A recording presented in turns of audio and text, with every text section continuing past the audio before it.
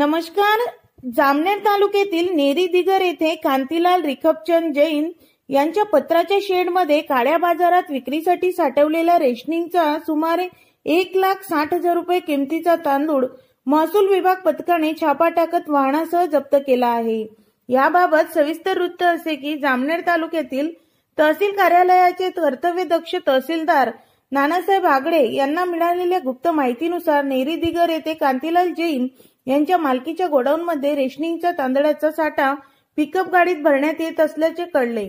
त्यानुसार त्यांनी पुरवठा निरीक्षक विवेक वैराडकर यांच्यासह महसूल विभागाने कार्यवाहीचे निर्देश देत सदर ठिकाणी छापा टाकला. या ठिकाणी आरोपी कांतीलाल जैन व वाहन मालक सुखलाल नेमाडे यांच्यासह इतर 3 मजुरांना रेशनिंगचा तांदूळ पिकअप गाडी क्रमांक MH43 AD 7201 भरताना रंगेहात पकडण्यात आले. सदर गोडाऊनमध्ये एकूण 118 रेशनिंगच्या तांदूळांच्या गोण्या आढळून आल्या. त्यापैकी 23 गोण्या पिकअप गाडीत भरण्यात आल्या होत्या.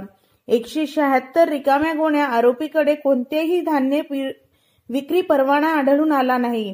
आसपासच्या गावातील रेशन कार्ड धारकांकडून सदर तांदूळ विकत घेऊन मी काळ्या बाजारात विक्री करत असल्याची कबुली आरोपी रिखपचंद जैन यांनी दिली.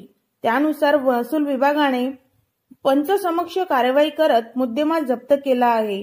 पुरवठा निरीक्षक विवेक वैराडकर यांच्या फिर्यादीनुसार अत्यावश्यक वस्तूंची काळ्या बाजारात विक्री अधिनियम 1955 कलम 3 व 7 नुसार पोलीस स्टेशनला गुन्हा दाखल करण्यात आला आहे.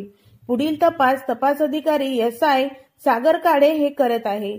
मी प्राजक्ता तायडे, दैनिक हॅलो बातमीदार, जळगाव.